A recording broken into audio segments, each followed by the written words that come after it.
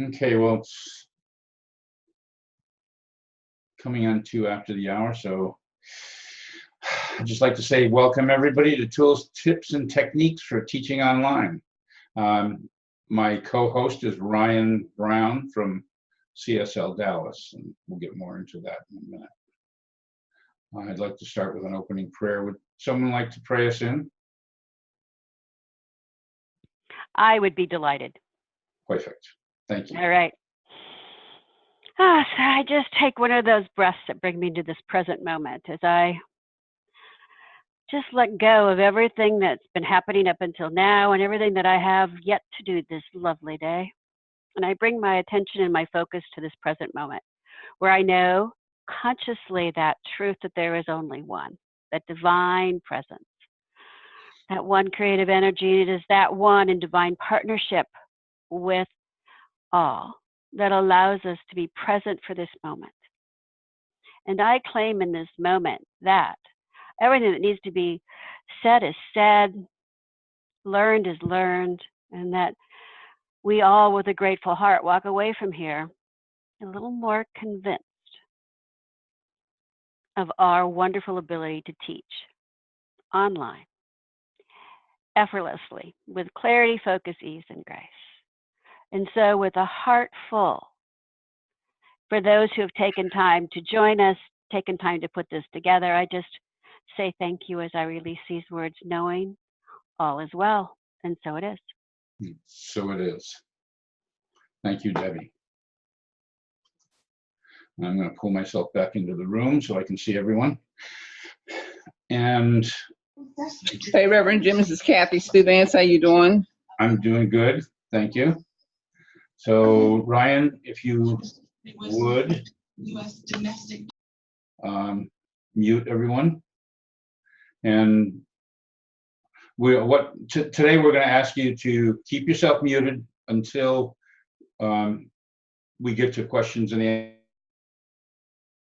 Then we'll acknowledge you and unmute you, or have you unmute yourself for asking questions. There'd be a few ways that you can ask questions.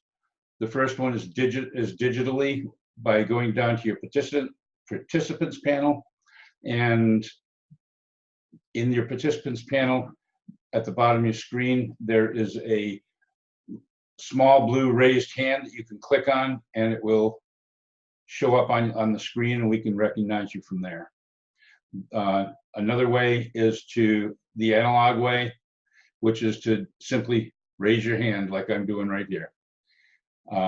The third way is to use the chat room. In the chat room, you can pose a question to either Ryan or everyone, and from there you can put a Q at the beginning of your question, and then ask your question, then type in your question, and we'll have it so that we can answer it as the questions come in. Ryan is going to be monitoring the chat room while I'm speaking, and I will monitor it while he's speaking. My tongue seems to be dry today. Okay, so please make sure that this is just a tip for you, not only for this workshop, but anytime you're online in Zoom. If there's any other devices on in your house, if somebody's watching streaming TV or anything else that's using your Wi-Fi, it will affect and degrade your presence in this room, your video and your audio. So just be aware of that and be ready and for your best experience, it's always best to have anything else that's connected to Wi-Fi turned off. That said, I challenge you to have your kids turn off everything when they're on doing games online. Okay.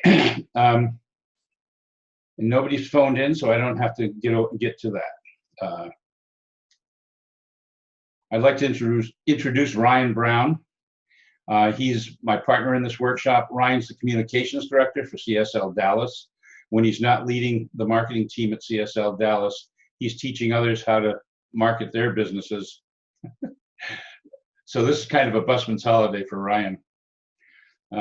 He just waved his hands erratically and then mute and then turned himself off again. There you go. So everything that we shared today is we shared a lot. We're going to share a lot of PDF.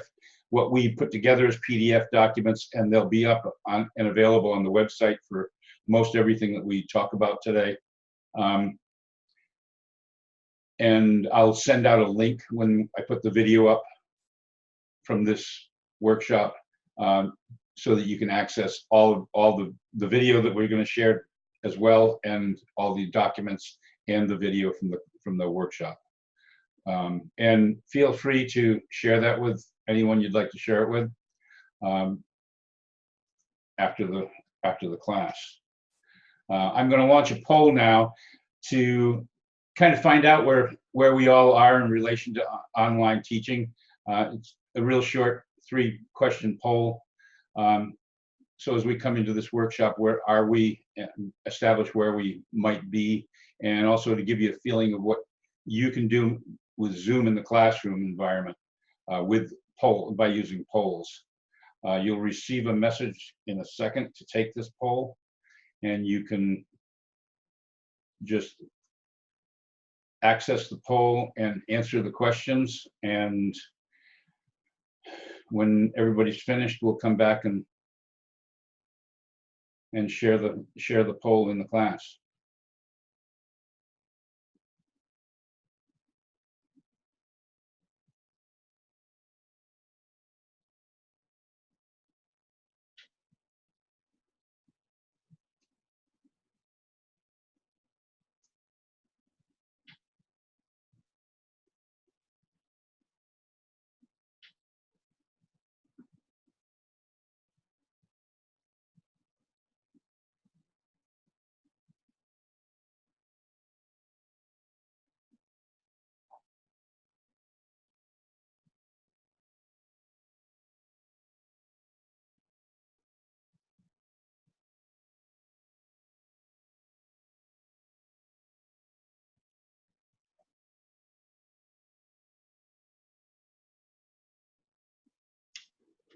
Okay, are we all finished with the poll? Okay, I'm going to end the polling now and share the results. And you should be able to see those online.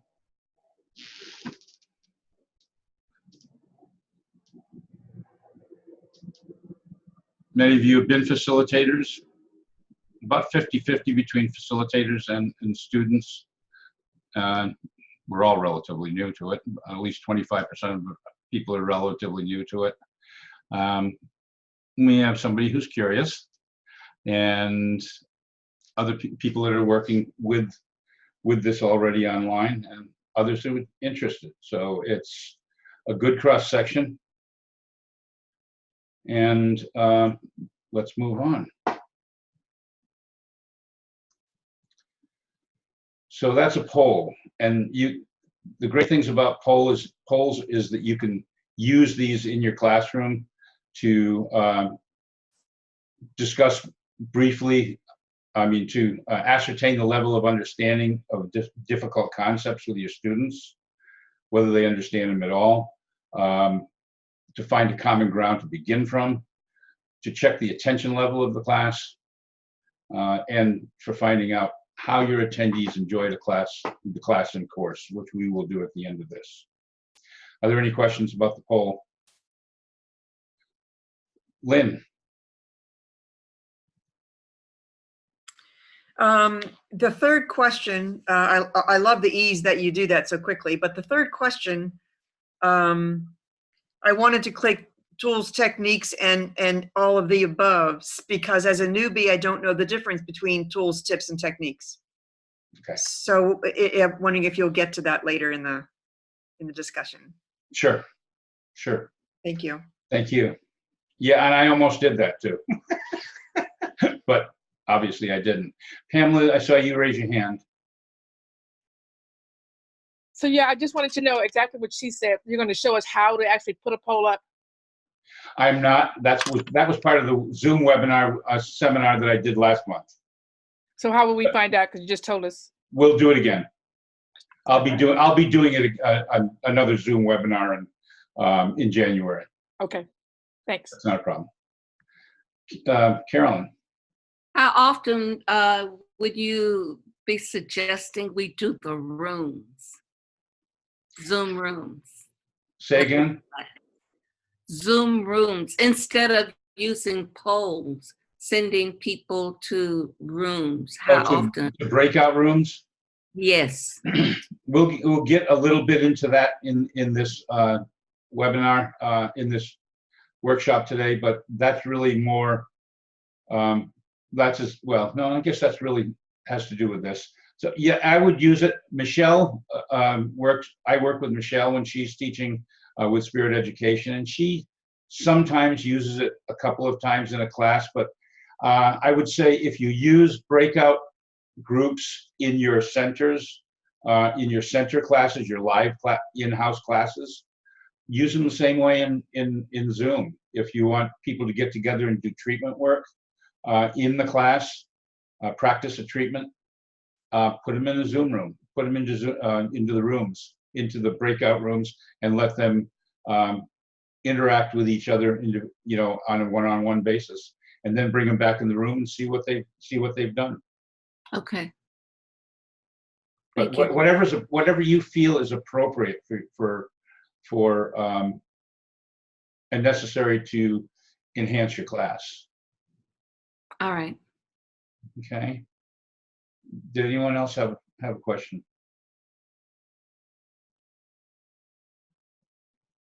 I'm sure you will soon. So moving on.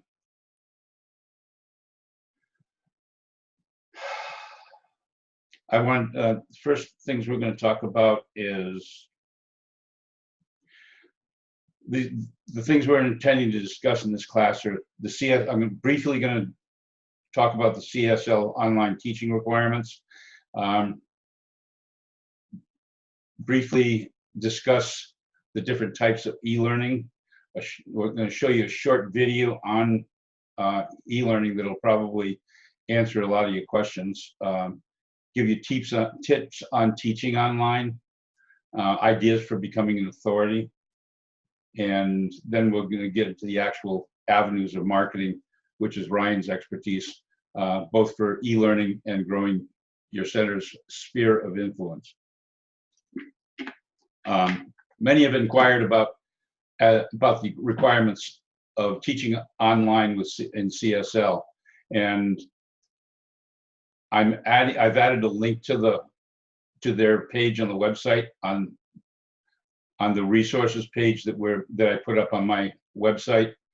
But if you go to csl.org/education/online-education and scroll down to authorized online education providers and click on the graphic on the left, it'll give you all the information and documents you need to submit for being a teacher. And there are no special classes you need to take to become an online educator. And Ryan, could you put that link in the chat for everybody if you have it?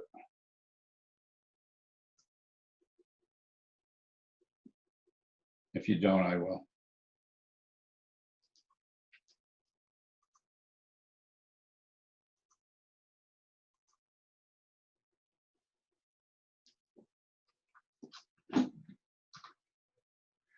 Okay, so that's in the chat room right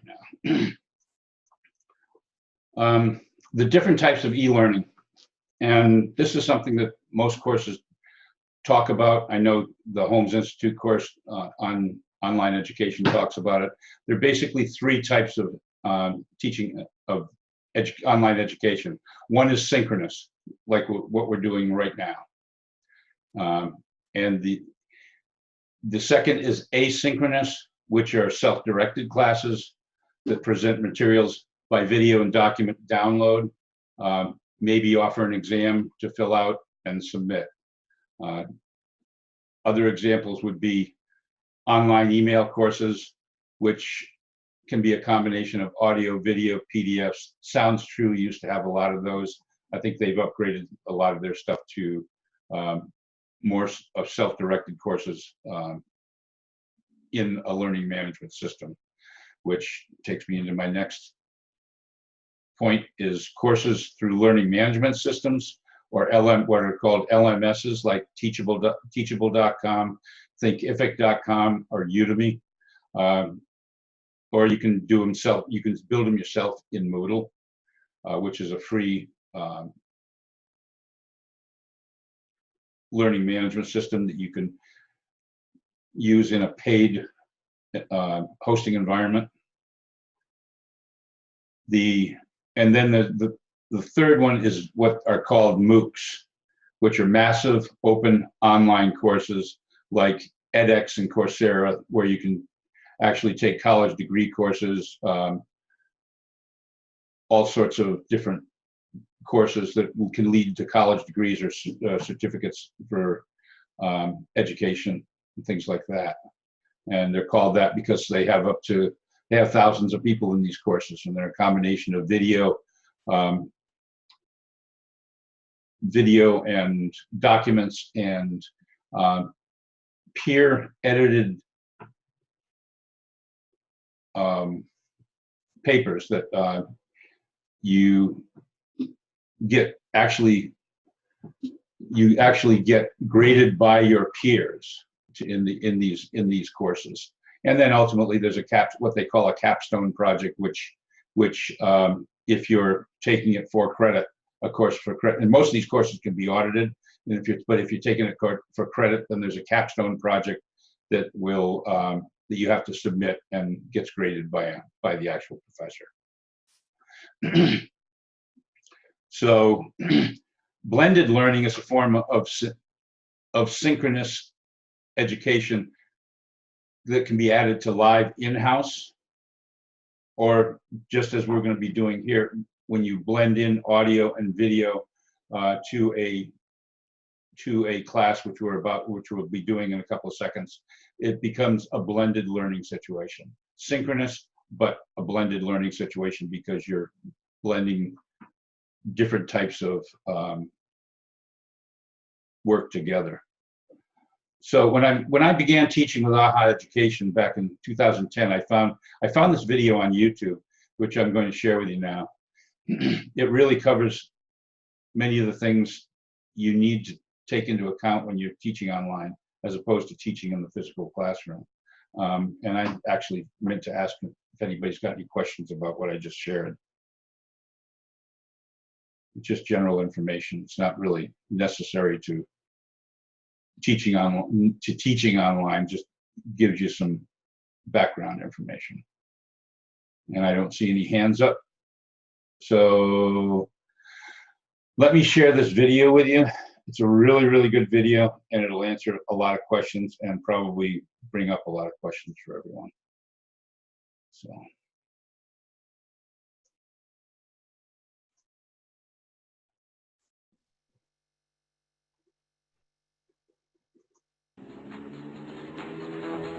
Hi, this is me. My name is Claudia Dornbush, and for the past 10 years, I have been involved in helping organizations around the globe design and develop their virtual classroom programs. I am here to share with you some best practices on how to use the most common functionalities of synchronous software platforms for the benefit of creating engaging interactions that will enhance participant learning and retention. The virtual classroom, a synchronous form of e-learning, has been embraced by many organizations in their attempt to promote workforce learning while trying to cut travel time and costs associated with face-to-face instructor-led training. However, many of those responsible for creating and implementing the virtual classroom are new to this form of multimedia learning and as such, fall into the trap of assuming that synchronous classrooms are simply recreations of traditional classroom settings. Let me clearly point out that they are not. Why? Because training in a virtual classroom eliminates the body language social cues that we take for granted in face-to-face instructor-led training sessions. You, as the facilitator, don't have the subtle nuances to let you know when users are disengaged. In other words, you have no way of knowing if while you are covering critical content, the participants are texting on their Blackberries, checking emails, or simply catching some Z's. So how do we make sure participants are engaged, paying attention, and actually retaining the materials that we are covering? Planning and facilitating frequent and relevant interactions is probably the single most important thing you can do to create effective virtual classroom sessions. As a rule of thumb, you want to create interactions and have participants do something every 3 to 5 minutes. These interactions might be with the other participants, with the instructor, with the platform, or with a participant workbook. But you must be careful when designing them. It's not just adding interactions for interactivity's sake. These interactions must have a purpose. They must be carefully thought out and must support the learning objectives while at the same time supporting learner attention. As part of our initiative to help companies adapt their instructor-led training to a virtual classroom, we have used many synchronous software platforms. Each one of these has different functionalities, so I've included the most common ones in this video. Before designing the exercises and activities in your virtual classroom training, it is important that you thoroughly understand the platform you will be using and its corresponding functionalities. Let's begin. The first thing I want to talk about is the visuals you use in your presentation. In the synchronous virtual classroom, visuals in conjunction with your voice are the main tool you will use to engage participants, communicate content, and promote active learning. First and foremost, when designing virtual classroom materials, limit the amount of text used on the screens and opt for visuals. But be careful, visuals can improve attention and learning, or they can detract from learning. A large number of visuals in instructional materials serve no useful learning function but are simply decorative. We need to make sure that the visuals we use are relevant and appropriate for the audience and that they support the instructional objectives. In other words, we don't want to overload the learner with irrelevant visuals and unnecessary audio that will hinder the learner's ability to process new content in ways that result in the storage of new skills and knowledge in long-term memory. Let's discuss the use of whiteboards. Whiteboards allow trainers and participants to post ideas on a shared space. It is a mistake to think of the whiteboard simply as a flip chart. Whiteboard exercises can be truly interactive and collaborative. For example, you can use the whiteboard to capture expectations at the beginning of a class and revisit them at the end of the program, and of course to capture participants' ideas throughout. Use the annotation tools when using the whiteboard to focus learners on important points or concepts. Highlight a main idea, underline a critical term, circle the visual representation of an important concept. You get the idea, but again, be careful with overusing these tools. They must serve an instructional purpose. You can also ask participants to annotate on the whiteboard while you moderate a discussion. Whiteboards can also be used for icebreakers like crossword puzzles or Jeopardy games, just to name a few. Remember, games can be very engaging and useful to reinforce concepts. Let's continue with text-based chat, which allows the participants and trainer to communicate with one another through text messaging. It is most commonly used to ask open-ended questions or request technical assistance. Chat exercises engage those learners who need to stay active. Using chat ensures that everyone can have his or her opinion heard by at least the trainer, if not everyone in the classroom. If participants are chatting about content-related ideas, it can provide clues to the trainer. Perhaps the content presented is too difficult for some in the audience. If there is a sharp increase in text communication, it is probably a good time to wrap up your thoughts, take a break, or review the information presented. To create collaborative exercises using chat, you can use it as a brainstorming tool where participants share as many ideas as possible in a short period of time. You can use it to copy and paste pre-written questions and exercise instructions that you want to use, or to have participants answer questions directly in the chat. Just a tip here though, to maximize participation, ask participants to type in their answers but not press send until you say so. Breakout rooms offer an excellent way to increase participant engagement. They are used just as you would use them for any small group activity in the face-to-face classroom. You can break the class into small groups to explore case studies or complete group exercises, or to make each group share a different software application. You can use other tools like the whiteboard or synchronized web browser within each breakout room. Groups should be small enough to promote everyone's involvement, but large and diverse enough to yield different perspectives to an exercise or activity. Breakout activities should be structured and brief. Provide a focused exercise or scenario. A leader should be assigned for each group. The leader should start the activity, ensure everyone participates, and serve as the spokesperson when you bring all the groups back into the main room to debrief. Always monitor the discussions in each breakout room and provide feedback as needed. Polls help you get a quick check on the pulse of the class and allow the participants to apprise the trainer on the pace and clarity of the content. Polls can be used to get feedback from participants and as surveys as well. In addition, you can use polls to quickly administer questions and give the participants the opportunity to respond all at once. Polling works best with questions with 2 to 5 response options. Polls are typically created in advance and activated at the appropriate time in the session. Some helpful tips. Use surveys and polls to determine whether the participants understand the material. Use surveys to transition to a new topic by asking questions about the new topic, gauging participant knowledge, and then commenting on the results. Create icebreakers and introductory exercises by polling the audience. Share results with the class to foster a sense of community. Asking participants to provide feedback can be a good re-engagement technique if the audience is not participating. And anonymous feedback allows participants to be honest without worrying about repercussions. Adding the ability to hear other participants adds another level of potential engagement.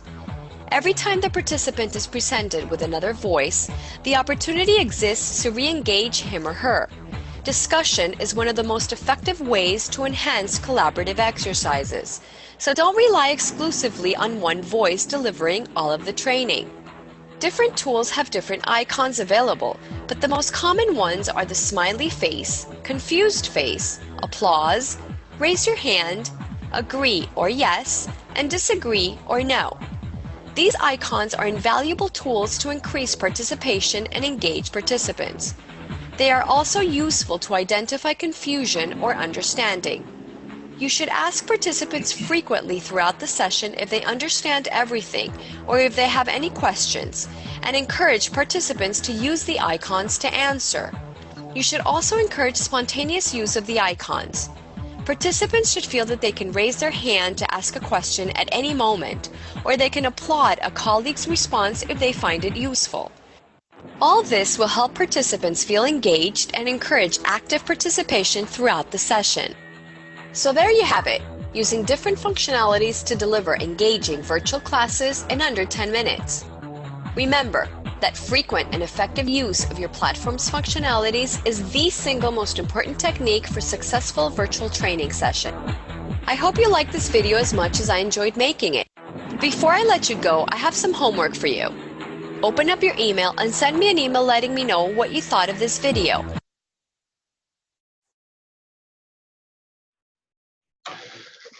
We're not going to do that. So back in the classroom, what did everybody think about that video? What are your thoughts about that video? Did anything particularly hit home with any of you? It was full of a lot of information, really good information, but some of it went just fast. I mean, the beat and everything, it kept my heart moving.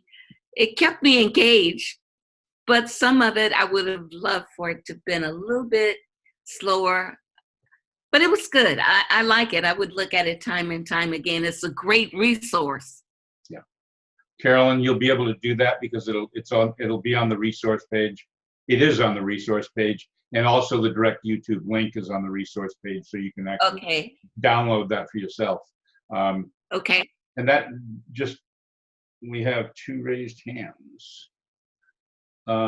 Michelle. I was shocked early in the material. Excuse me. She said and I can't remember exactly because it was quite quick. I agree, Carolyn. But she said something about engaging the students every 2 to 3 minutes in 3 to some 5. 3 to 5. That's pretty frequent. That's pretty damn frequent. Or maybe it's just because of the particular courses that I teach, but that I found that surprising, and it's definitely something I'm going to have to pay more attention to. I think you'll probably find that it's flexible, and it depends on what you're talking about and whether if you're trying to lecture students in an online class, you're going to lose them. I had when I was in ministerial training in Fort Lauderdale, one of the students in our class was a college professor, and he said the same thing. He said, you got to engage the students and ask them questions every 5 minutes or so, or you'll lose them. I mean, they're all sitting there with a phone in there. I know it's a cute little iPhone 5, but they're all sitting there with an iPhone or an iPad or their computer in front of them in a classroom, and you can't tell what they're doing. In the classes that you've taught with Spirit Education, I think it depends on the subject matter and how deep the subject matter is. But it is important, and what I've found I do a little differently is rather than just saying, "Are there any questions?" because that's just an open-ended that gives everybody a chance to say, not to say anything, is what does this particular thing that I just shared mean to you? What does it bring up in your life? And that will and you do a lot of that. And I'm sure, and most of our classes, because they're consciousness classes, do a lot of that. We do a lot of that in class. So, you'll get that interaction almost automatically. They're going to say, what? Where do we go from here? And so we get that in our classes. So yeah, a little bit of that is aimed more towards corporations and businesses, but so much of it is really relevant even for us. Whiteboards, I have not seen a use for a whiteboard in one of our classes, and opening up in the when I took LAD 504 with Holmes Institute,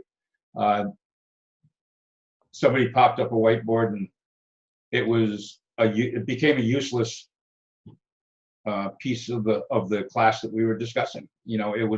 Everybody was just jumping around all over the place, scribbling all over the whiteboard, and it was chaos. Let me ask Sherry. Sherry has a question, and I'll get back to you, Michelle. Sherry, go ahead. Well, I agree that it was fast, but the title was in under 10 minutes. Yeah. And I also agree that whiteboard's really a waste of time, because the chat room generally can serve the same purpose as the whiteboard without getting all confused. My tip is that asking, are there any questions, is generally a waste of time. The trick is to ask them a question. Because if they can answer it, that's fine. They have a chance to interact. And if they can't answer it, you know not to go further without making clear what you've already said. So I ask a lot of questions. And I've been teaching online for 15 years. I taught asynchronous for University of Phoenix, and I've been teaching synchronous in CSL centers ever since. So engagement is the absolutely most important thing, and the best way to get them engaged is to ask them a question. Sure. And you can always tell when somebody's not paying attention when you ask them questions. The other thing about that YouTube video is it was like handing me a menu of appetizers and then not telling me either that I couldn't have any of them, or just not telling me what's in them. I want to know more about those things. Like, tell me how to make a poll. Tell me how to do this. Tell me how to do that. Because otherwise it's kind of like smoke and mirrors. Okay. A couple more questions. I wanted to share one thing that Michelle said before she asked her question again, and then Judy Blaze has a question.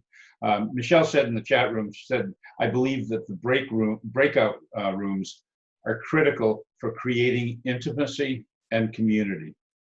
The students love them, and yes, they do. And I agree with you, Michelle. Now go ahead. You had something else you wanted to share.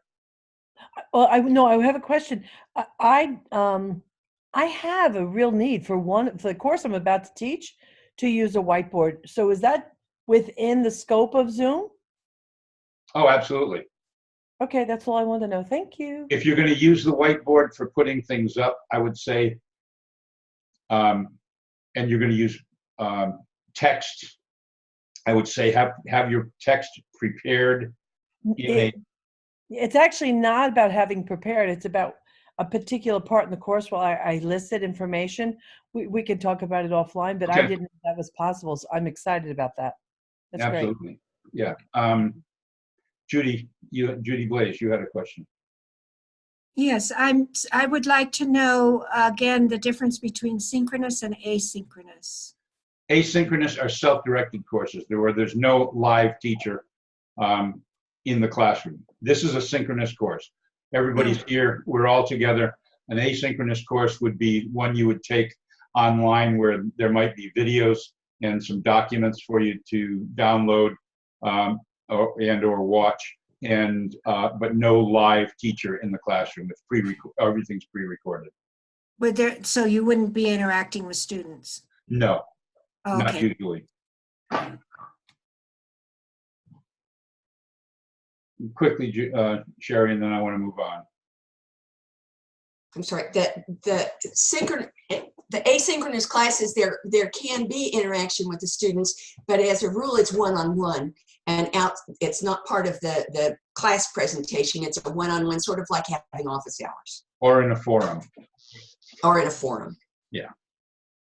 That's specifically set up for a particular class.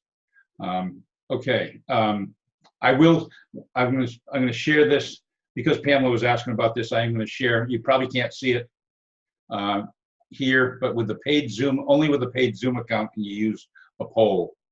And polls kind of make me crazy because I've not found anywhere on the website to create them. But when you have a paid Zoom account and you're the host, you will see in that bottom panel with all the audio, video participants, the participants panel at the bottom, there is a section that says polls, and you can create a poll directly in that section. And you could do that when you're offline without any students in the classroom. I think I've actually got a video of how to create a poll in my Zoom webinar, which I'll add the video and information from that to this resources page afterwards. And that may help you also, Pamela. Okay.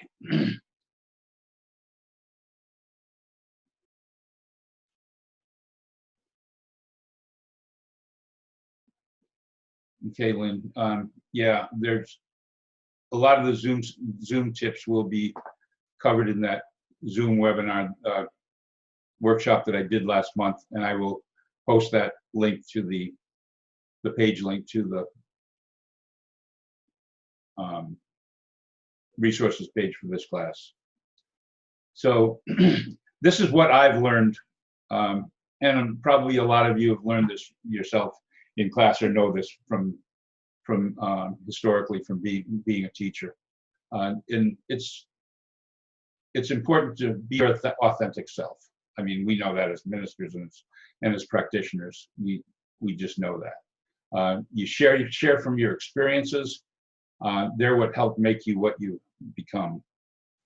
Have an outline of bullet points to refer to, and I know for me it helps me keep myself on course and keep me from wandering away from the topics at hand. Engagement being interactive is number one.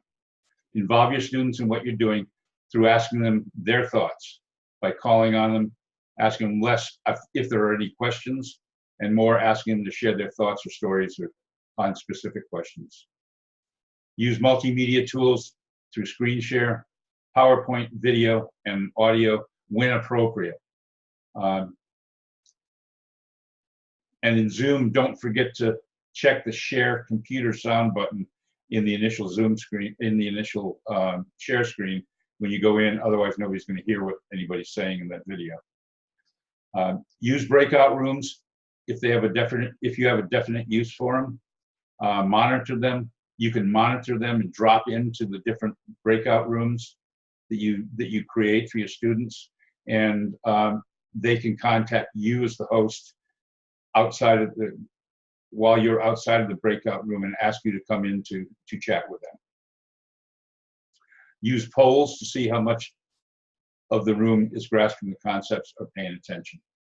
Keep video and audios short so that you keep students engaged. Don't overuse PowerPoint. You're the teacher, not the PowerPoint presentation. It's there to support you, not replace you. I had a teacher that worked with me for a short period of time that ultimately had, for a 2-hour class or 2.5-hour class, she had 99 slides in her PowerPoint presentation. And it was virtually everything that she said, along with images, and it was way too much. But have fun with your class. Try to keep everyone muted, and be aware when someone raises their hand. Just as you would in an in-person class, get over the different conventions of the in the classroom and your expectations of your audience while in the class. Read them your rules in the first class. Show them where to go to mute themselves, raise their hands, chat, etc. Have questions made up for each class. Know your material, but have questions made up that will engage your students and cause them to want to interact with you. Watch your time and know when and where, when and what you might have to skip if time gets too short. If you have a TA or technical assistant working with you, they can continually check the classroom, the chat room, keep people muted, launch polls, and propagate the breakout room, help you propagate the breakout rooms. Of course, to do those last two things, you have to turn control over to your, you can designate them as a co-host, and then you have, in order for them to launch your polls or propagate the breakout rooms, you would have to give over your host privileges to them and become the co-host yourself. So, are there any questions so far? I'm doing exactly what you're not supposed to be doing. Jim, Yeah. Having a co-host and swapping back and forth between you and the co-host is just a matter of a couple of button clicks, isn't it? Yes, it is. It's not You an just go to the onerous task. participants panel and you can you can give your co-host or anybody in your classroom host privileges or co-host privileges. So that's a very simple thing to do directly. Go ahead. One other thing that I didn't hear you say, doesn't mean you didn't, I just didn't hear it, is that when you're telling them how things work, be sure to tell them what view to use. Using the speaker view puts a little band either across the top or down the side of the participants, and then the speaker uses most of the screen. Otherwise, if you go to a gallery view, you can see everyone all the time, which is nice when you're having discussion, but is confusing and distracting when you're actually trying to deliver information. I particularly like the gallery view because I can see everybody in the classroom. I prefer that for a class, but I understand what you're saying, Sherry. Okay, now marketing is a whole nother story, and marketing is what brings in the students, and there are a few things I needed to do before I could even start to grow my classes. before marketing became effective. So what I'm calling the next section is becoming an influencer or an authority in to those around you, those in your organization. I've had completely unknown but good teachers try to teach with me, only to have to cancel courses again and again. Good products don't sell without marketing, and throwing money out there at an unknown quantity is like throwing it away. I know I've done it. I used to have a hot sauce company. We manufactured great hot sauces and mustards and marinades, and spent $30,000 on advertising in 2 years in Gourmet magazine and other food magazines, and got one order because we had no credibility, no presence. Once we started doing trade shows, we got that credibility and we got that presence. We became that authority. People were able to taste our sauces and know what we had. You need to market you, is what I'm getting at. You need initially to market yourself as your market. Van Gogh didn't hardly sell any paintings in his lifetime. Everything came after him when people finally evaluated his work, reevaluated his work, and decided how wonderful it was. So how do you do that? Create marketing videos for your courses. You have to sell you. Start blogging on your website. If you don't have one, get one. If you can build a free one at WordPress.com, and I've listed a few other sites in the resources that we'll be coming to, that will be on the website on the resources page. Share your expertise, your blog posts, and just sharing on the organizational listserv, the practitioners listserv, and the ministers listserv if you're a minister. Be a regular blogger, poster, generally helpful person. Jim Lockhart is a perfect example of that. He's got a free WordPress.com website. He shares all the time. He's well known in the organization, and people consider him an authority in many things. Join or like as many Facebook-oriented New Thought, religious science, and CSL pages, and post there too, if they allow.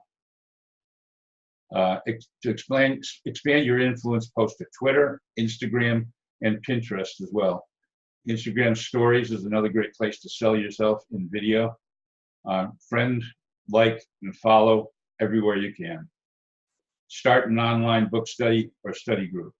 This gives you a little bit of direct access to possible students that can help expand your domain.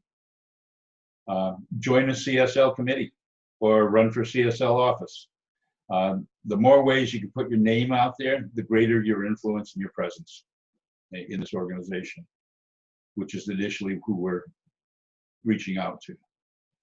For better or for worse, people don't know me because I'm a religious science, just because I'm a religious science minister. They know me because I share my thoughts. I was the webmaster of the Peace Centers from 9CSL. I volunteered to work in the integration process with CSL. I was the lead for the Focus Ministry Leadership Group and a member of the CSL Affiliation Review Committee for 5.5 years. I marketed myself with prayer visuals, International Day of Peace and World Healing Meditation, and AGNT's Season for Peace and Nonviolence.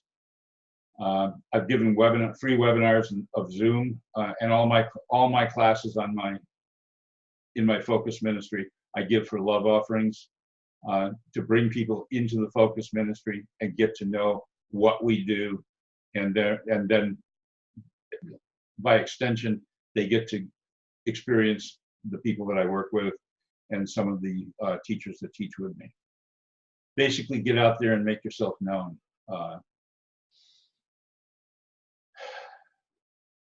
Once you start, you need to establish yourself as an influencer or an authority as a teacher. Remember this too, as you share yourself online as a teacher and offer courses that maybe even no one signed up for. Most people don't know that the course never got off the ground only the registration ended. There's just regular marketing. People don't know whether something ever went off the ground or not. They just know that it was marketed. So that all helps you move forward. It all helps you build yourself as an authority. So any questions about that, what I've shared with you, or thoughts, or additions, things that you might do as well?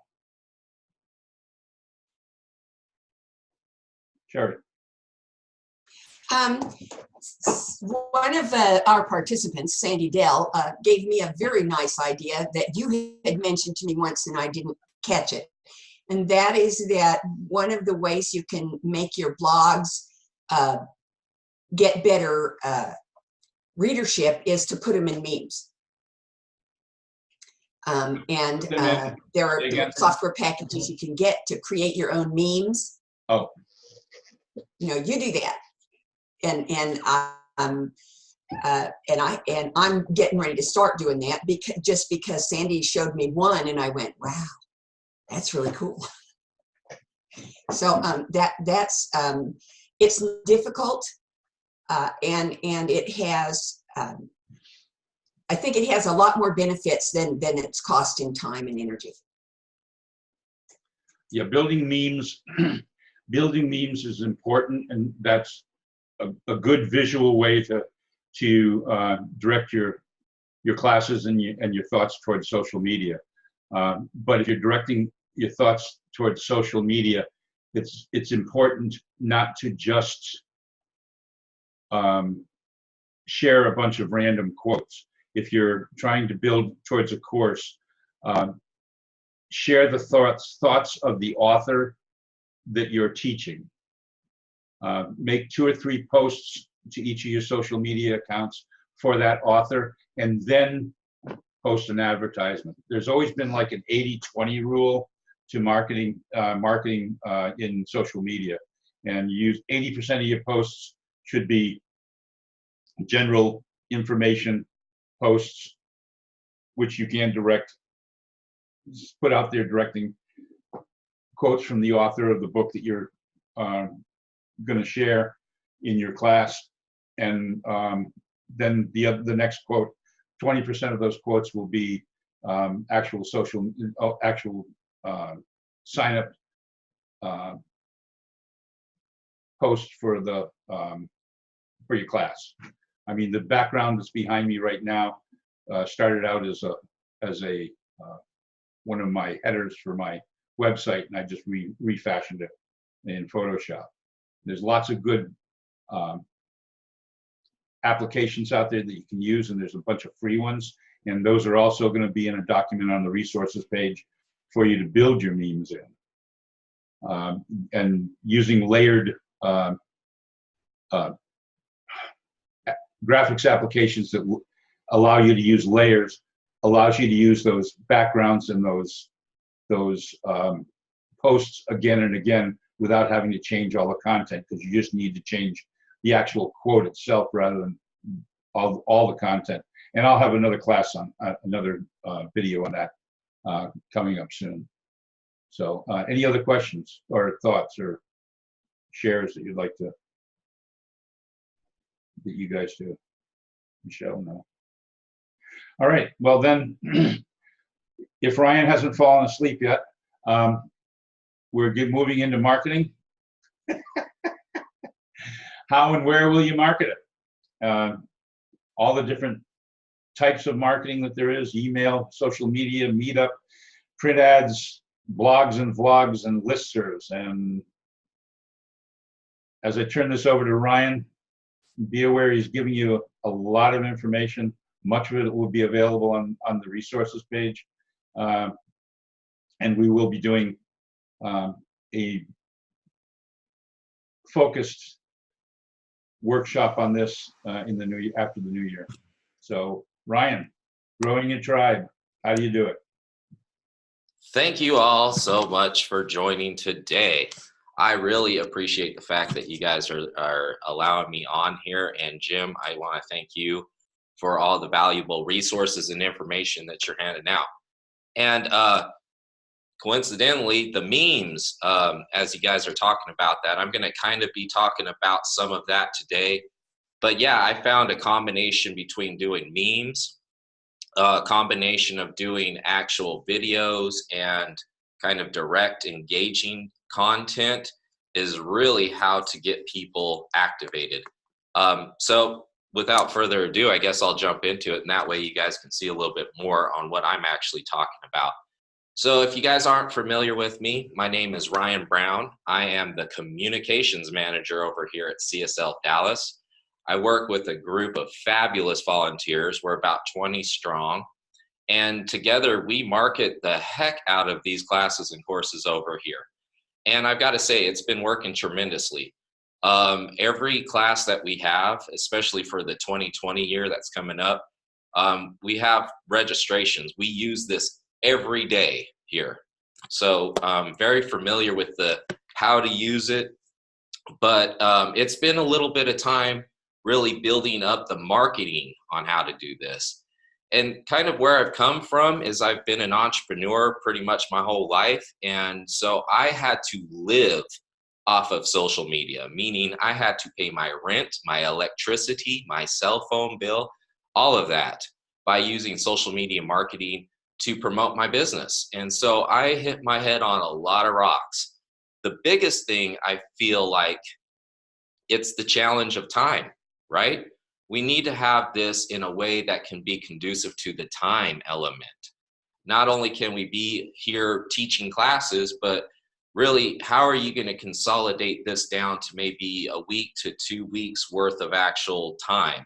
And inside of that, maybe only spending a few hours in those weeks, right? So I'm going to get into that. The kinds of classes that this is going to work real well for are really going to be hyper-focused to Zoom. And we do a few of them. We do what I like to call a hybrid class, which is where I have a room of physical people. And in addition to that, there's going to be a group of people that are online. So just like what Jim was talking about earlier, it's about engagement. It's about building an experience with these folks inside of that room. And we use a combination of actual experience, a little bit of the workbook. People will download it and do it as they're going through the class. And then we use breakout rooms, like it was mentioned before, to help build a relationship between the other online participants. And there's a lot of back and forth. Just because you're online, you're still in the class. So we're going to call on you, you're going to respond, and we have a setup, and I'm not going to get into that today, but we have a setup to where we basically make it a person, right? And so all the people are there visually. The rest of the class can see them visually, so it works really great for that. The other one is another product that Zoom offers called Webinar. And what Webinar allows you to do, it also allows you to not only have a class, but you can then stream that online to Facebook, to YouTube simultaneously. So that's another type of class that you can use the social media marketing for. And what that does is it creates a good experience for the people who are participating from an online perspective. And it's really engaging because you're actually talking to those people. And that's the product known as Webinar. You can also do it where, let's say I have me and Jim and 3 or 4 other people, and we're having a roundtable discussion, and we're doing this using Zoom Webinar, and we have what's called the attendees. They're being able to participate with us. And then not only that, it's being broadcast to maybe YouTube Live and Facebook Live. So that's another type of class that you can also use this for. And those are really engaging as well too. I'm not going to get too much into that. I just kind of want you to get your heads wrapped around like the different kinds of classes that this marketing can be used for. And so I want to share with you guys, what does a marketing funnel look like for CSL Dallas, or just CSL, or just for your online experience? I'm going to go ahead and share this with you. And what you'll see is later on after this class, we are going to be actually giving you these materials as well too. And so this right here is a marketing pipeline, okay? And I've got it written up here on the board, so I'm actually going to use the whiteboard in the real world, and I'm going to show you guys exactly what I mean by this pipeline. So it starts off with our content, okay? So think about this, and if you have a piece of paper handy, go ahead and think about what course or what class could I offer to an online audience? What would create the best experience, okay? So let's say I'm going to be teaching tips and techniques on how to use online workshops. Okay, great. I got my course in my head, but now I need to create some advertising content in and around this. And I can do this in a number of ways. Was mentioned before, memes. I can create a small video. I can, put some different types of language posts that are out there. But I really want to get it in your head that we need to create some type of content. The next part after that is I'm going to have to get it inside of a calendar. Now, I can use a regular calendar, like an Outlook calendar, or I could use a calendar on my wall. Doesn't really matter, but what's important is to look at these different things that are coming down the road and to organize myself from a perspective of how am I going to manage my time and my energy in this.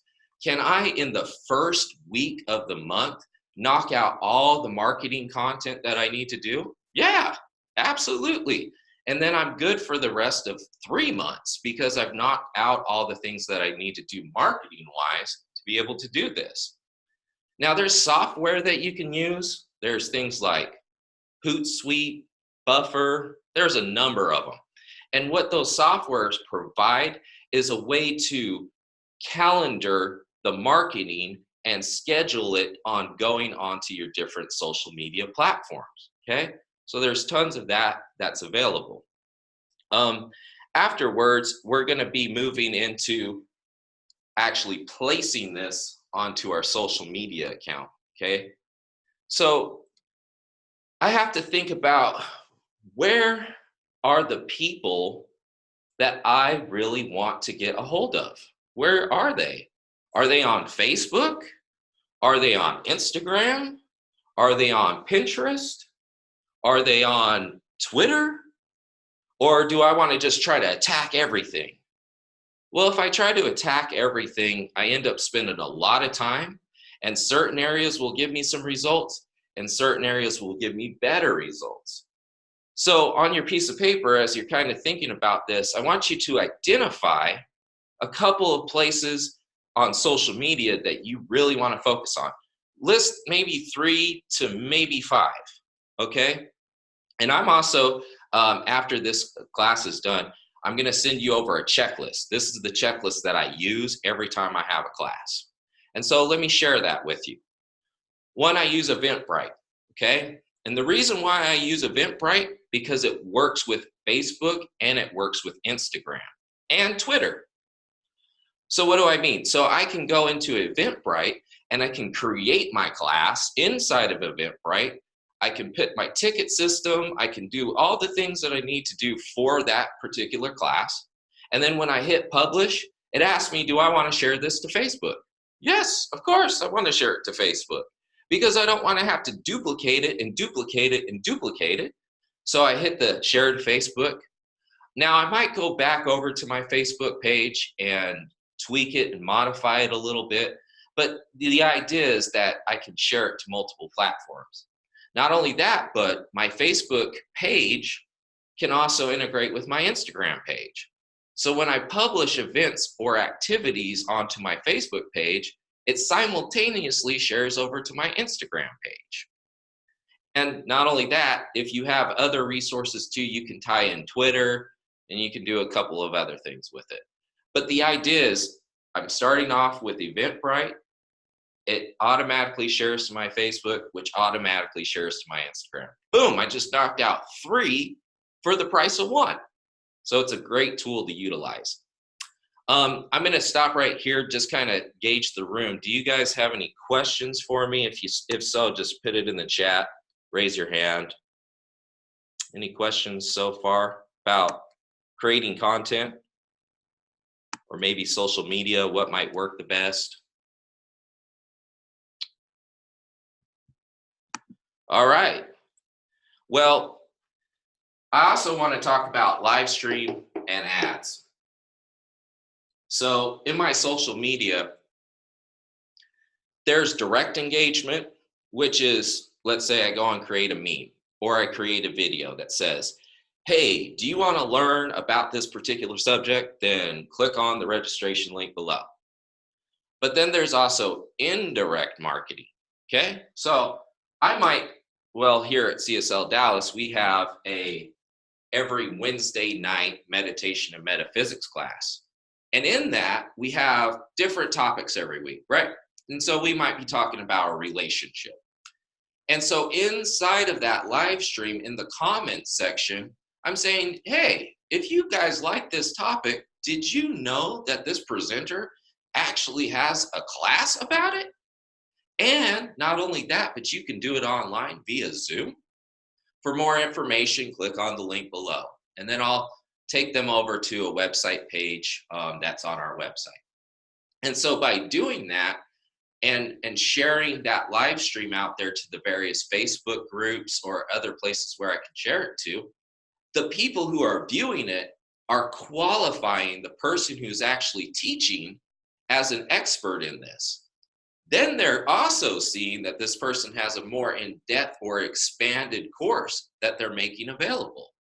So this indirect marketing is a great way to not only put out authentic content, but it's a great way to lead them over to the class and kind of already pre-qualify them for it. I see a person talking about relationships, I hear a few good quick tips, and I'm like, yeah, that makes a lot of sense. I really like what this person's saying. Oh, and then they have a class about this. Oh, perfect. I need this. And so indirect marketing is a really great tool to be able to do it. Ads, which you can do on Facebook, also /Instagram, and using Google Ads, you're going to be able to expose that class now to a broader reach. And so by doing that, you can see who's actually responding to it, or you can start to target the audience. And so when I go out there and I create a Facebook ad, and then I target the type of people that I think this course is really going to work for, chances are I'll get 1, 2, maybe 3 or 4 new people that are actually interested in.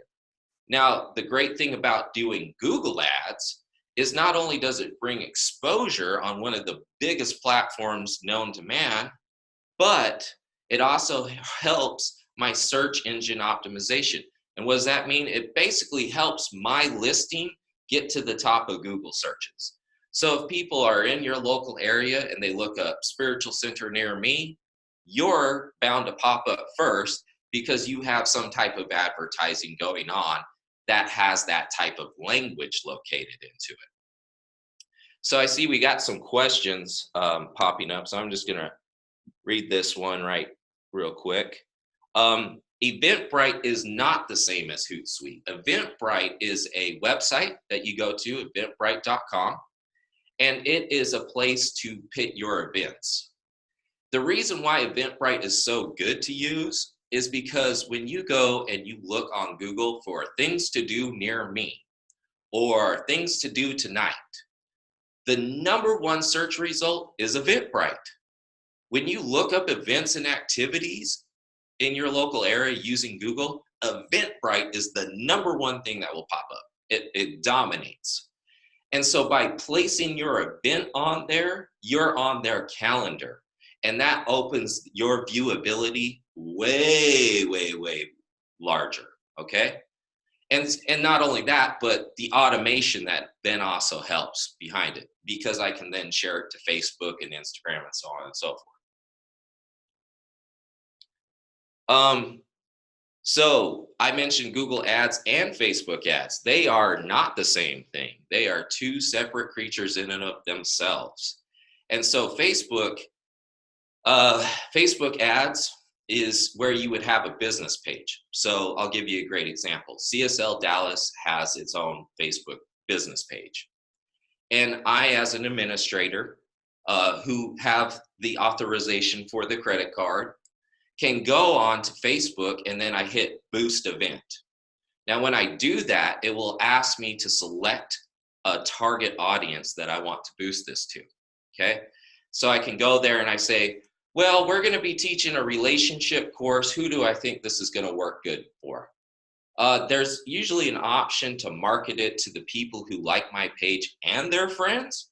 That's a great option because they're typically the people who are gonna take it first.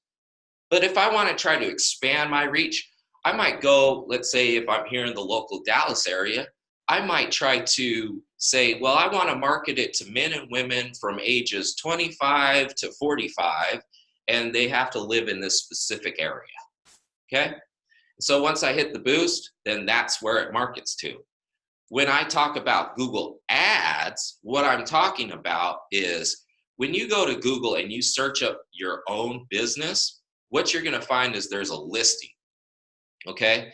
And you can go right to that listing and you say, claim this business, if you haven't already done it. And what happens is they'll go through an authentication process and basically match you up to be the owner of the business. Or if you've already done it, what you'll see is when you log into your Gmail account, up at the very top right-hand corner, in that little block of squares that they have, you'll see a thing called My Business. And so when you click on the My Business portion, then you'll be led to your business page. And inside of your business page, you'll find ads, create an ad. And that's where you would actually do your Google Ads at. And is boosting a Facebook as effective as creating an ad? They are one and the same. And you're gonna get a mixed varied results with it. So what I would suggest is let's focus on the pipeline first, because the pipeline is actually more effective. When you get into ads, it's only accelerating what you're already doing here. Actually, the number one way to make it work is the next part that I'm going to go to. It's called direct engagement. And I know that we have Denise here with us. Denise is one of the volunteers over here at CSL Dallas, and that's what she focuses on. She focuses specifically on direct engagement. So what do I mean by that? Well, once I've got the content up, I'm taking it and I'm putting it over here into my calendar, and I say, okay, on the 13th of the month, I would like you to post this onto Facebook. Once that has posted and it's gone up, then somebody likes it. Let's say they like the post. What happens? Well, then a person like Denise or one of the other volunteers will go right to that person and send them a direct message and say, hey, I noticed you like this post. What's up? Why are you not registered for the class? See, that interaction is what I'm talking about. And that's where a lot of people fall and fail at, is because when you go and put marketing out there in any form, whether it's free or it's paid for, the problem is nobody follows up with who's watching. And you can have something where it says, well, click this link to go and register. But they have questions, they have concerns. And if whatever place that you're taking them to doesn't answer those questions or concerns, you're lost in their memory and their mind for the next 5 minutes. It's just gone. They just moved on in the world. And so what direct engagement really does is it offers you the ability to just say, hey, I see that you like it. Do you have any questions? And if so, direct them, because we're here to answer those things. So direct engagement, I think, is probably the most crucial thing that is a part of this. Now, I don't want to spend a lot of time necessarily creating all the content.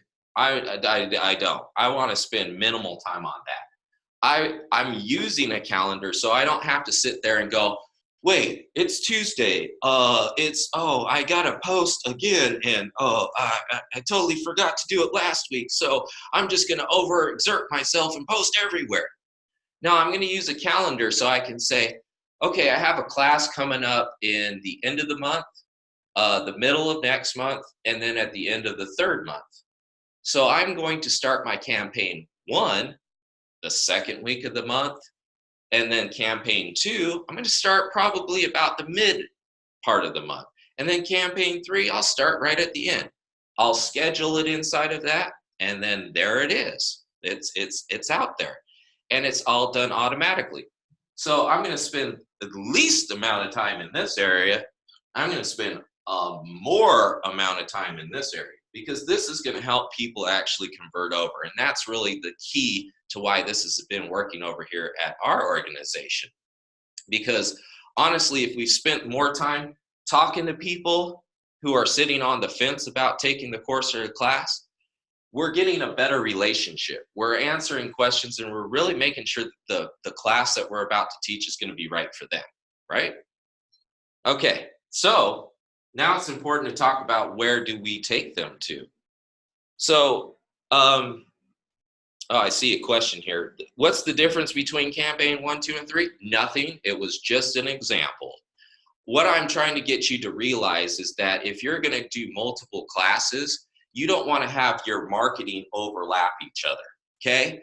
So if I have several classes throughout the course of the year, I don't want to just blurt them all out at one time and say, take your pick. I want to actually do that over the course of time. And that's why I use this calendar. So in that way, I can be a lot more organized with it. Not only that, but if I throw in advertising on top of it, it's going to be very challenging, and it's going to be very expensive, because people are going to have to pick and choose which one they're going to do if they're presented with all the options right up front. Instead, I can just drip it out to them over the course of time. So that was just merely an example. Okay, so where am I going to take these folks? Well, if I have a website, I want to dedicate the page that I have just now told them to go to the class. And there are a couple different things that you're going to need in order to be effective with that page. I'm going to talk about that here in a minute, but I just want you to get the idea. So I've created the content. I said, hey, everybody, I've got a class coming up. I put it in the calendar, so in about a week from now, it pops up on social media. Somebody then goes and likes it, and then somebody follows up with that person and says, hey, I saw that you like this. Why don't we go ahead and take you over to this website, because I see you have a few questions, and I know that actually answers it. So when they head to the website, they see it. It says, here's to register. Here's the person that's actually teaching it. Here's what the course is about. And here's a few FAQs, or frequently asked questions that people have when they're taking the course. So now once they've done that, they're going to get registered, and they're heading on over to our database, right? Where does that information get stored? How do we let the teacher know that XYZ people have registered, right? How does the person who does the accounting know who's paid and how they've paid, okay? And then afterwards, once I have that list and people have participated in the course, I have a list of their names. And so any following courses that I have that are similar to that, I'm going to then remarket it to them over the course of time. Hey, I noticed you like the relationships course. Well, we have a course that's talking about healing from relationships. And I thought that you might be interested into it. So it's a great way to continually build that rapport with people taking courses online. All right, so I'm going to open it up. Do you guys have any questions about the marketing pipeline?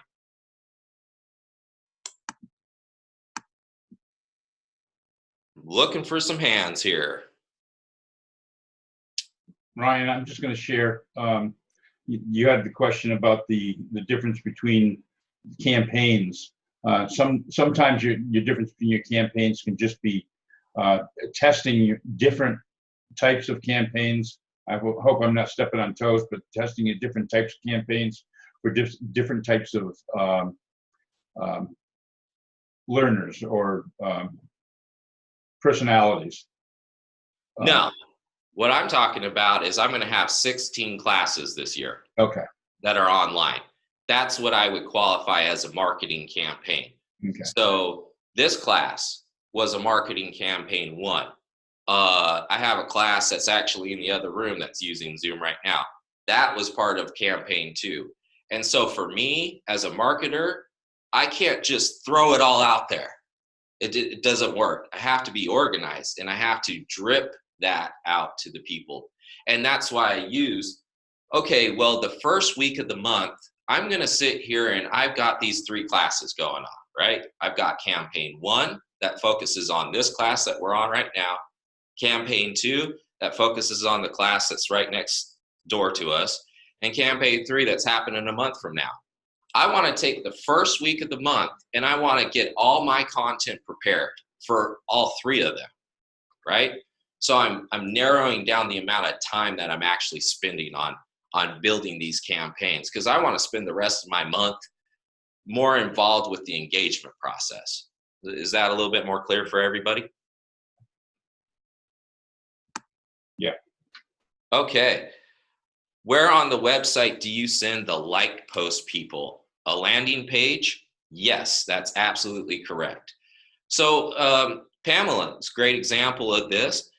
Pamela, we met over here at the center and I was talking to you a little bit about the social media. And so I then went and put a thing up on Facebook and I saw that you liked it. And what did I do, Pamela? I sent you a message, didn't I? I said, hey, Pamela, did you make sure to register for our class on Tuesday?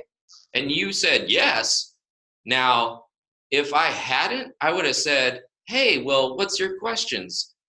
Well, you might have gone back and forth with me a little bit, but then I would have directed you over to the web page that me and Jim had already pre-built that basically kind of went over the course, right? And so that's what I'm meaning, is when a person is engaged, I have to have something to be able to show them that's going to tell them more information instead of me sitting down and writing it every single time I'm trying to engage with somebody. Let's see, and how about the campaigns that include a free report on the subject? Then can you market to them when you start your online course? Okay. I'm just trying to process that question a little bit, Sandy. I'm not quite sure if you want to reword that and send that back to me. I'm going to answer Greta here real quick. Where do you get help with building your campaigns? Well, that's the second part that I'm about to talk to. So Sandy, I'm going to come back to your question here in just a minute. So if you want to take a little bit of time and maybe reword that for me, and then I can answer it a little bit more appropriately. Okay, so what goes into actually creating an ad, right? How do I create this content? This guy right up here, that's what I want to do. And I want to create something that's compelling and engaging, all right? Well, the creation of ads it's really important, depending on the platform that you're actually using. And so inside of the checklist that you guys are going to be receiving here later on today, you're going to see the different platforms like Facebook and Instagram, and you're going to see the graphic dimensions that they require. And then you're also going to see, like, if you're going to do a video, how long is the video going to be and kind of the format and stuff like that. It's a lot of technical stuff, but you're going to find that you're going to hit those roadblocks a little later on. So it's really just a key and a guide on how to develop it. But I'll tell you this from my experience, videos convert the most. And it's not as hard as we would make it out to believe. And I'll talk about that right now. So videos can be done in a number of ways. One of the greatest ways to do it is what you're on right now. So whether you have a paid Zoom account or a free Zoom account, they have a little record button right down at the very bottom. So if I was going to go and do this, I would go into my Zoom, I would hit new meeting. It's going to just pull up me. I'll be sitting there on my device, just seeing me. And then I can go ahead and hit the record button, or I can look in the options. That's the 3 little buttons that are right next to it. And I can tell it, where do I want it to save it to? Now, if you don't pay for a cloud, it's a product that's a part of Zoom. It's automatically going to download that video right to your computer. So if I'm on Zoom and I can say, boom, I'm going to hit record. I'm going to probably practice a few times before I hit the record button. But once I hit the record button, I can do my pitch, and I'll maybe make it a minute to 3 minute long. You know, hey, how you guys doing? This is my class. This is what it's about. I'm so-and-so, and this is such and such. And then once I hit the finish, boom, the Zoom will actually take that recording and put it directly onto my device. And then from there, I can take it afterwards. Now, another thing that you guys can use to create videos is the thing that most people are carrying around with them all the time. It's called their cell phone, right? And the cell phone, you know, it can give you the authentic experience, right? So it's not the highest grade quality for a lot of times, but at the end of the day, video is the highest conversion. People click on videos, they watch them more than they click on anything else. And so if you can create a simple video just using your phone, saying, hi, this is such and such, we've got an upcoming class and at this following time and then this following date, and this is what it's about. And then I hit done, boom, I have it. And not only that, I can then go right over to social media with it. Now I'll probably download it so then that way I can edit it a little bit and put it into a calendar like what we were talking about before. But I'm just trying to give you an idea of some of the free things that are available to you right now that you can use to create ads. Another thing, like Jim was mentioning before, you can use memes. Talk about the author that you guys are going to be talking about. You can create word posts where you are just actually explaining some of the things that are going on. So these are some methods that you can use right now that are available to you.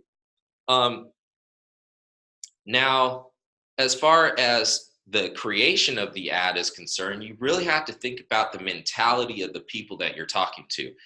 And in the science of mind and neurology, we kind of talk about this a lot, but it's just different ways. So we talk about the 4 quadrants of the mind, right? And some people, well, I shouldn't say some people, all people are dominant in one or more areas, okay? And so I'll break that down for you. So if I'm going to do an ad, I have to deal with a person who is a logic-based person, right? And it's pretty much what it sounds like. So a logic-based person is wanting to see the common sense in why they should take your class. So let's say I'll take the relationship class, for example. Okay, if you want to enhance the relationships with your business life and in your personal life, don't you think that would maximize the quality of life that you're living? So I'm trying to use a logic-based sentence around that, right? Are you tired of being tired? Then this class is for you, okay? So the next quadrant I'm going to focus on is going to be the planner-based person.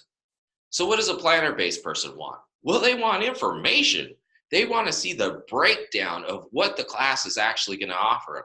And a lot of times, I don't typically put that in the video. I will put that in the language of the event or the thing that I'm creating for that video. Or I might actually put it over here on the website, okay? So the planner-based person is going to want to know, well, when is it? How much is it going to cost? What are you going to be talking about? I need to know details about this. Do you have a downloadable thing that I could just take a look at the overview of what you're going to be talking about? Because for me, without understanding the scope, I won't buy into it, okay? So you're going to need to adjust some of that stuff around with that. Then you got the heart-centric person. The heart-centric person really wants to involve the family. They want to think about everybody else. So in terms of the relationship, what if you could learn a new way to improve the relationships with you and your family, your significant loved ones? What about learning how to heal from past family members or people that you've been around, right? So you're talking in and around the relationship of why this is valuable. And the last quadrant of the mind is the visionary. And they want to focus on the big picture. They want to see the global vision of it all. Well, if you took a relationship course, then you know how to talk to more people, and that would help your dream get even further, wouldn't it? So I know a lot of folks that are in the New Thought community They come from the vision place and they come from the love-centric place. So oftentimes I'll start off with those two quadrants of the mind, and I'll work myself over into the logic and the planner-based people. And that's just kind of the flow that I've found to be successful. So as far as the relationships, I might start off by saying, do you want to learn how to increase the relationships in your life so you can get your bigger vision to the world? Or what about finding better ways to talk to your most intimate partner or improving the overall health of your family? Well, this course is going to teach you step by step on how to do that, because everybody knows that relationships are the key to building any successful business or any successful family. So take my course at such and such a time at such and such a date. Does that make sense for everybody? Go ahead and feel free to comment or make some questions here in the chat box about that. Do you guys understand that piece pretty okay? Hands up if you don't. Hands up if you do. I got excellent from Christine. Thanks. Appreciate that. So, and I really want you to kind of get your head wrapped around the whole brain, right? We want to talk to everybody. I don't want to understand, let's say we're going to go back to the relationship course and you're going to have a book in there. Well, it's great for me to know that the book's in there, but it's more important to me to know why I should take this class. So let's just throw an example out there, the 5 love languages, right? Well, you could sit there and say, we're going to read all about the 5 love languages. And it's a great book by this person, and I'm a great teacher. And so I can tell you all the things about the 5 love languages. You didn't tell me why I want to take the class. I don't even care about that book. What are the 5 love languages? Tell me about that, right? So if you go from a whole brain technology and you say to the planner-based people, and we are going to be reading this book about 5 love languages, and it's an excellent book that shows exactly what I'm meaning by this, and then so on and so forth. You just kind of skip in and over that part. Because as a planner-based person, I want to see the information about that. But I probably would rather read about it than you taking the next 25 minutes of my life to tell me about it on the video. Okay, I don't want to do that. So it's important to kind of look at yourself from the perspective of the viewer and say, okay, the logic-based person, how am I going to market the class to the logic-based person? What makes sense to a logic-based person about a relationship class? Now let me look at this planner person. They're going to want to know the details. Do I even know the details of this class? What am I going to go over, right? Let me write those things down because I know that that's what they're going to want to see. Now, a family-based person, how does a family-based person want to view this class? What would trigger them to use this class?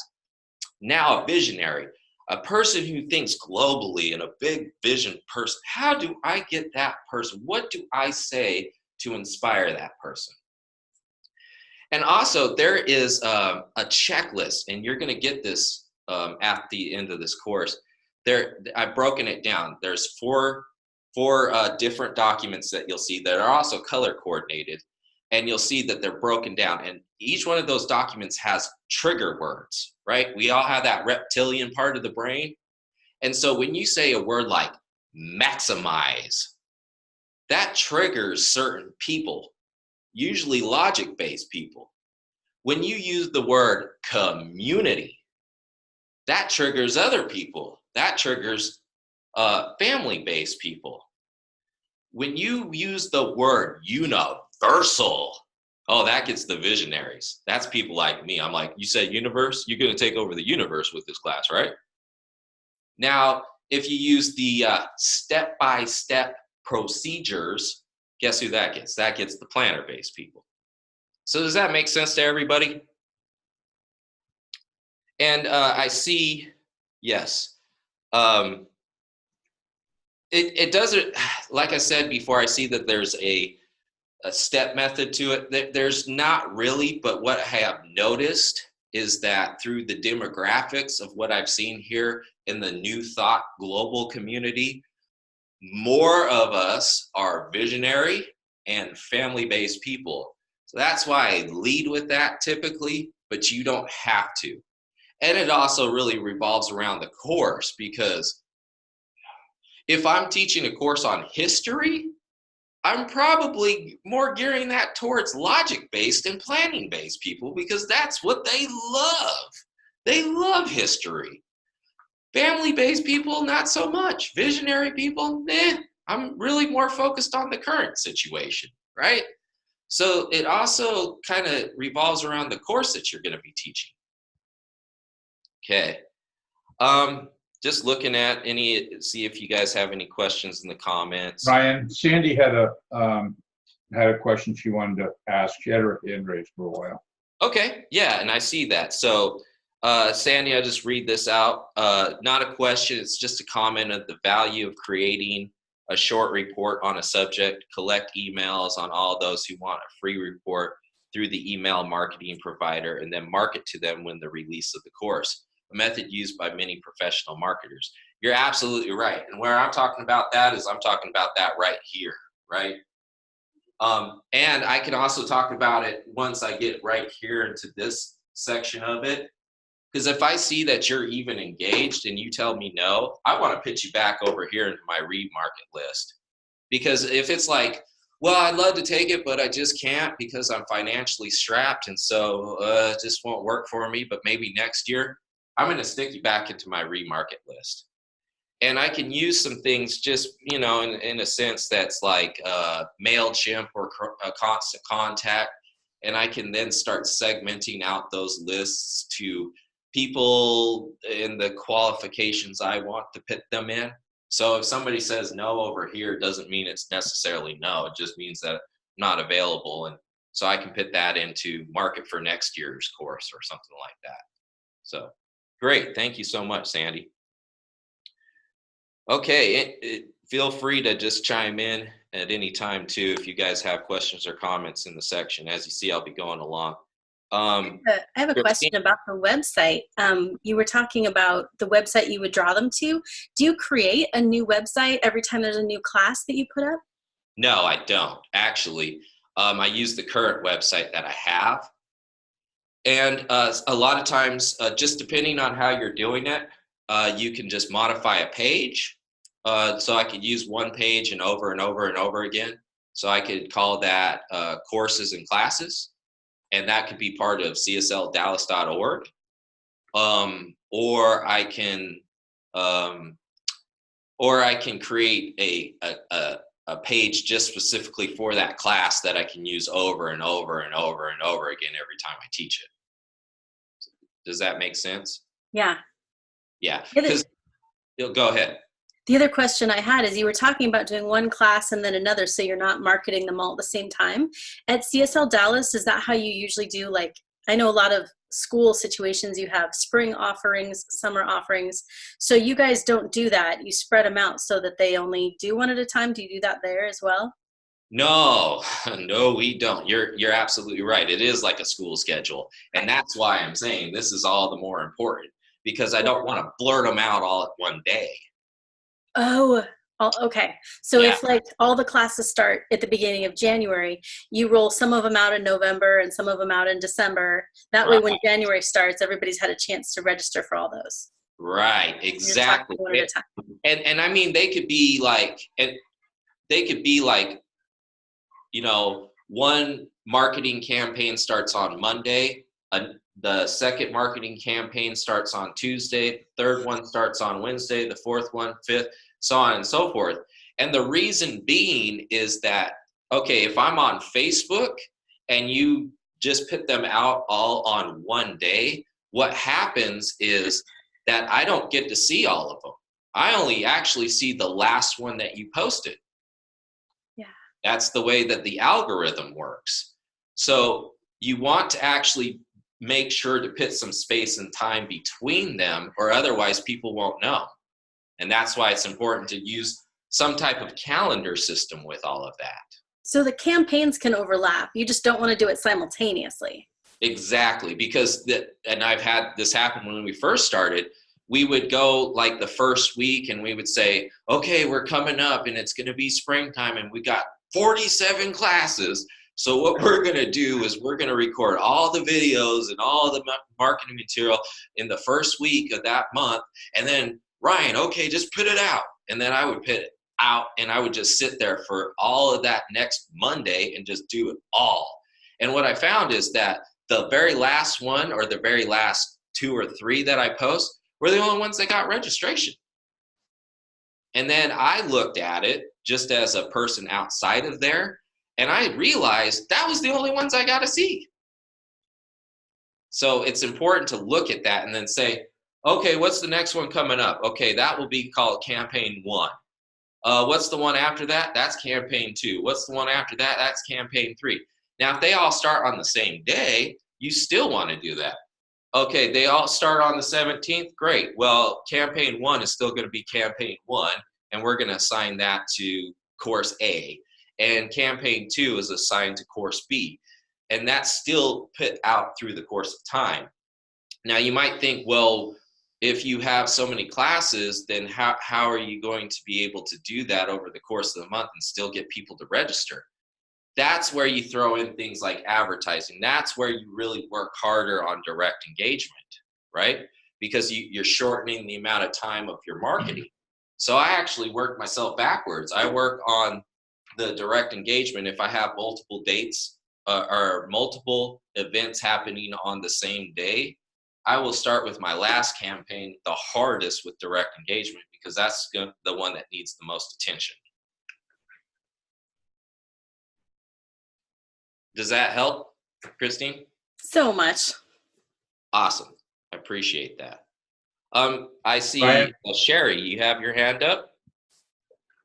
Yes, I most of what I do is online. And so what I do is I create a marketing piece and I literally have everything scheduled to the end of next year. Me too. But what I do is at the beginning of the first Tuesday of every month, I send out a marketing thing about what's happening in the next 3 months. Yeah. So they great. get everything 3 times, but they get it the 3 months early, and then they get it 2 months early, and then they get it this month. And that way I get some people don't want to look at it right now because it's 3 months away, so they'll wait until it comes the third time. Some people want to have time to plan, so they'll catch it on the first time that they see it. And I also include a link where they can download the flyers for the individual things as a PDF that they can print and post and all that kind of thing. Yeah, and you bring up something real valuable with that, and that I use the same type of technique with email marketing, with the remarket right here, or I'm kind of doing it as I'm launching stuff. So with my current database of people, the people who've already taken classes, and that I can email market to, I do something similar where I say, here's the next 3 months, here's what we got coming on, and that they can register. It's not stopping them from registering. It's just, when I'm doing it here in this type of thing, I'm making sure to put them scheduled out. So yes, I'm with you 100% on that. I do a lot of the same. Okay, great. So lastly, well, I'm going to actually talk about 5 different ways to improve engagement. So I really want to hit home on this part. This is huge. It's like what you're talking about with telling them about the courses. The direct engagement is another way to really get them involved. And so if I'm doing it through email, I don't really have a way to talk to them like that unless I really want to send personalized emails, which is totally fine. That's a direct engagement technique. But I want to talk about this structure right here. So if it's out on social media, how do I get better engagement with this? Okay, so I'm just going to take, for example, back to our relationships course. And by the way, I'm single, and so I shouldn't be teaching any relationship course. Jim brought that up yesterday for me. I I have 2 plants. That's about the most committed relationship I have. So I just want to make sure everybody knows. So using testimonials. So if I'm over here and I've already gotten to this section right here, right? Now, let's say I'll take Facebook as the example here. I've created an event on Facebook. It is now on Facebook. Now, how do I get more engagement? Well, I might post picture of somebody who's commented. I might have some video of somebody talking about their experience with the class. I might use a live stream, right? I might do something similarly as far as a live stream, like let's say the relationship minute with Ryan and his 2 houseplants. And then I'll have somebody talking about, you know, I took this class last time with you, Ryan, and you know, I'm glad you're bringing this class up again because that really helped me. I've got 3 houseplants now. I say, great, that's great. I'm glad everybody out here on Facebook is seeing you say that, right? So the question would be, how do I get testimonials included into my marketing campaign? How do I show people? I can also put it here on the website too. So when people go to the website, they see testimonials from previous people who have taken that class as well. So that's another place I can put the testimonials. The main thing is when I'm doing content, it's got to be authentic. Okay, that's why if you use a cell phone or if you use Zoom, it's not bad. Actually, I mean, we live in a day and age right now where people don't care about the quality of professional commercials, especially when it comes to social media. They don't care that you don't have CGI effects and all the bells and whistles. What they care about is that you know what you're talking about. That's what they care about. And so you can qualify yourself and you can explain in an authentic way, maybe your experience with doing this. Like you guys know I do social media marketing because I told you I am the communication manager over at CSL Dallas. I've been doing that for 3 years. And before all of that, I had to live off of this stuff. So I beat my head against this rock on how to do it. I mean, that's as real as I can get. I can't make it up. That's who I am. And so I probably would have some interesting things to say. I'm not claiming I know everything about it, but I have some quality and some value to bring to it. And so by telling you that and explaining that authentically, I'm going to get more engagement. More people are going to interact, especially with the content that I'm posting. Another great way to do this, and this is kind of like what me and Jim are doing today, how-to videos. How to get a better relationship, how to attract the partner of your dreams, right? I can do it in the live stream. I can create a video around it. But by doing a how-to, I'm qualifying instantaneously that I know how to do this. And so by creating that micro version of a how-to or a training video, you'll understand a tip, a technique, something that might give you an inkling as to what the other part or the actual workshop is going to be around. So it's a great way to build up live engagement. Also, when I'm right here and people are asking me, well, I see that you're doing this relationship course, but I don't know if I really need it or not. And, I'm financially strapped and I just don't know if I really want to do that. And I can say, well, look, I got a how-to video and you can basically get a few techniques. Or on Thursday, I do relationship minutes. I do a relationship minute where I tell you tips and techniques. So why don't you just go to that first, right? It's a how-to. People want to learn. So that's a great way to build engagement. And it's a great way to build rapport with people because then you're showing them a little bit of what the class would be involved with. And people are not opposed to spending money to go deeper into it. They're just opposed to spending money with somebody that they don't know can take them deeper. And so how-to videos are great. For the planner-based people, creating a timeline of events. And kind of talking back to the email marketing, when you're telling them, hey, this class is 3 months out. Hey, this class is 2 months out. hey, you better act quick because this thing is filling up and we're about a month out. Hey, we're about 2 weeks out and we got like 3 spots left.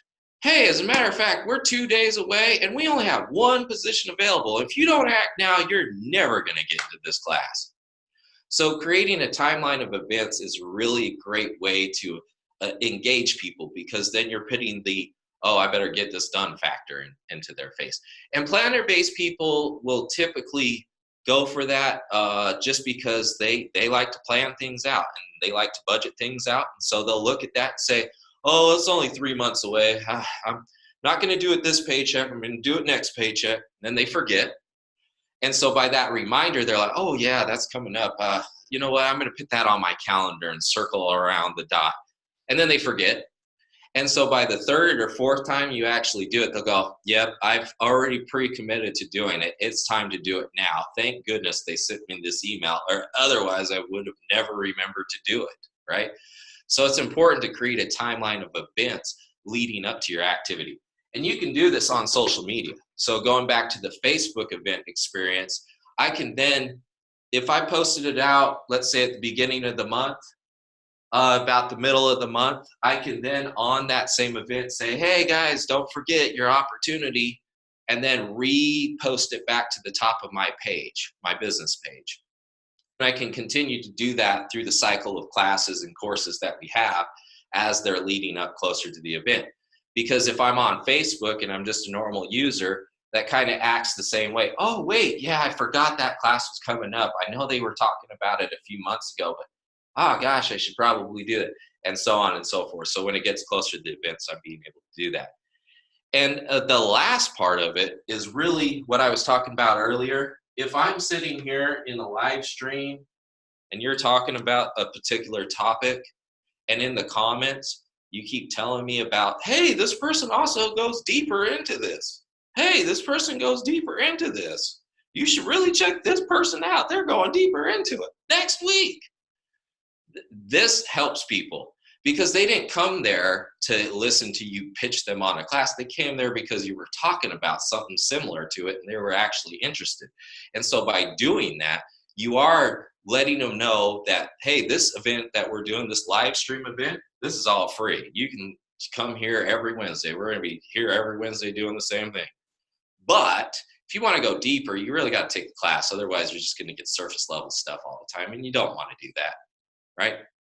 So that's another thing. So I'm just going to look here. All right. So when you post events, do you edit comments and repost? Yeah, I do. I'll edit things as I go along. I'll just update people as to the progress of stuff, and that really helps them keep engaged. All right. I'm going to just cover one last thing here real quick, guys, because we're going to be closing up here really fast.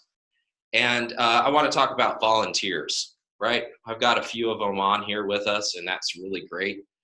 But we have a program here, and I think this will really help you guys. And I'm going to cut it short and sweet for you. Pay by participation. That's what I said. Pay by participation. If you want tech assistants, have them pay for their class by participating in being your tech assistant. Now there's some training they'll have to do, and a lot of times you'll have to provide that, or just contact me. My information's been up here the whole time, and I can share some videos and some other tutorials about using Zoom and stuff like that that can help to train them. But the important thing is to start that program into your community, because you can't do this all by yourself all the time. You can get them not only to help you do the tech assistant for maybe a class, but maybe you can start getting them into this stuff. So in that way you start releasing some of that burden off of doing a lot of this, and you start consolidating more and more and more of your time, right? So it's a really great technique. Petra and Karen helped to develop that over here with us. I mean, it's pretty no-brainer, but that has worked really well here. And it's got everybody in our community knowing how to use this technology. And it's got more people in our community helping to volunteer in this. And they're excited about it. They love it. They love being able to know the fact of, Well, I'm broke and that class is $500 to take. They have one tech assistant available. I am going for it. So they scurry over to the teacher and they say, hey, I'm going to be your tech assistant. I'm going to learn how to do this, but it's because I want to take this class. And then that's one more person who knows how to use the technology in your community. And what do? They tell the rest of them how to use it. They train by being in the presence of it. So it's a great program. So Jim and everybody else, I really thank you so much for your time. Once again, my information is up right here if you guys need it, and I'll put it back in the chat. But I'm going to turn it back over to Jim now so we can close out. Thank you, guys. Thanks, Ryan. It's been great. And we'll also put Ryan's information up on the website too, in the resources page. So I have a poll here I wanted to launch at the very end. And so I'm going to launch that now. And if you guys can accept it and make some comment and make your and give us your answers, we'd love to have them.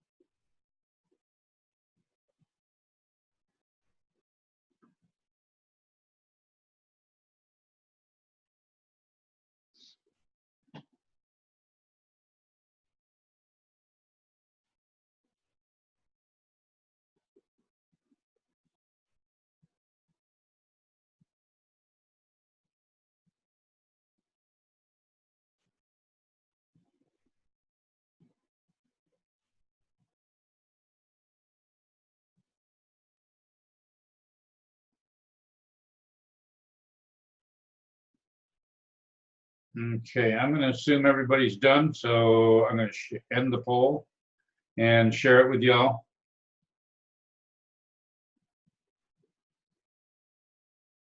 And I guess we had a little bit of an impact on taking the mystery out of online education. Really no mystery at all. Connectivity is the biggest issue. You want more workshops on this? We'd love to give them to you. If you guys want to have anything in particular that you, beyond what we've talked about here, everybody wants marketing tools and video creation, course creation tools. All of that's available, and we can talk about all that. Learning management systems, simple ways to add to your courses. All of this stuff is all available. So yes, absolutely, we'll share all the results with you guys. And any questions or comments anybody wanted to make before we before I get somebody to pray us out?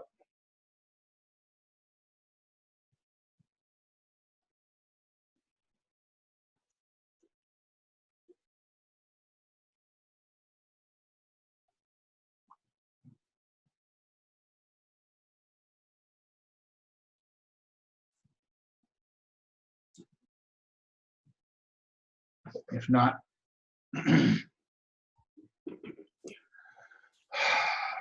me just pray us out. So know with me right in this moment that God is all there is, and as we move into that space where there is no separation between the divine and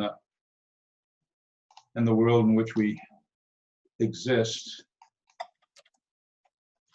I know that all that we learn today, all that we learn going forward, and all that's available to us is available to us in any moment by going within and seeking the answers. So I know that we are all complete in this moment, and that our lives are moving ever forward in greater and greater expression. And I'm happy for this. I'm glad for this. And I'm glad for the presence of each of you in this room today.